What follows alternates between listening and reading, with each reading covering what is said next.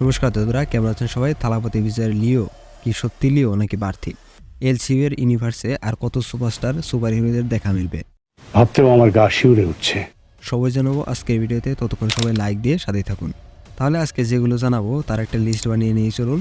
লিস্টে কি থাকছে সেটাও দেখে নিই। বলো বাবাজি। লিও কেন সবার কাছ থেকে তার পরিচয় গোপন করেছে? লিও 2 কি আসবে? আর আসলেও লিওর কি আসল পরিচয় পার্থ হবে নাকি লিও হবে?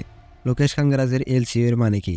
এলসিইউ কি মার্বেলের মতো হতে চলেছে নাকি সিঙ্গেল একটা স্টোরির সাথে একটা স্টোরি কানেকশন থাকতে চলেছে? লিওর সাথে কথা বলা এই লোকটা আসলে কে ছিল? লিও কত টাকা ইনকাম করলো?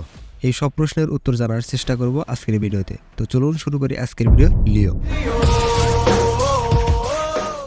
লিও তার পরিচয় গোপন করার কারণ হলো তার বাবা এবং কাকা তার বোনকে মেরে ফেলে, যার কারণে তার পুরনো জীবন সে ভুলে গিয়ে এক নতুন জীবন শুরু করে, এবং যার ফলে লিও প্রার্থীতে পরিণত হয়। প্রার্থী একজন সাধারণ কফি শপের মালিক, কিন্তু যখন তার শপে কিছু লোক এসে তার উপরে হামলা করে তখন সে তার আগের লিও চরিত্রে রূপান্তরিত হয়। এক ঝটকাতে সবাইকে হেডশটে মেরে ফেলে। অন্যদিকে প্রার্থীর উল্টা চরিত্র লিও তার সিগারেট কোম্পানির জন্য বিখ্যাত ছিল।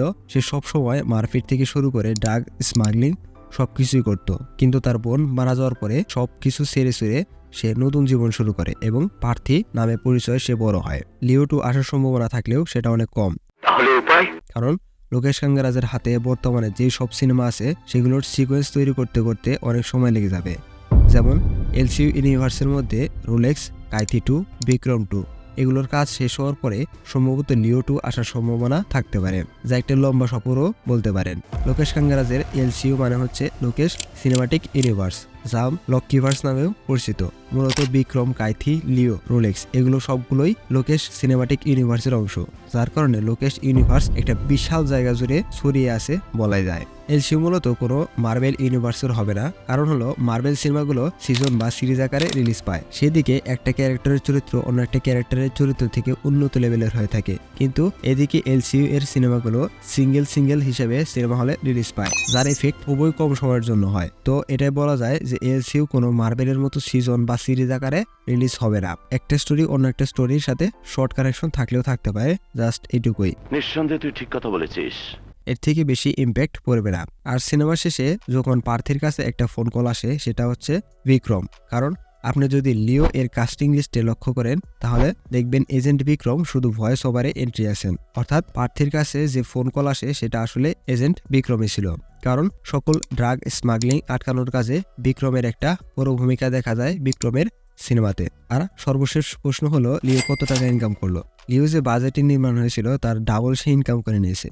বক্স অফিসে লিওর ইনকাম দেখা যায় 595 কোটি রুপি, যা নির্মাণ খরচের তুলনায় অনেকটা বেশি।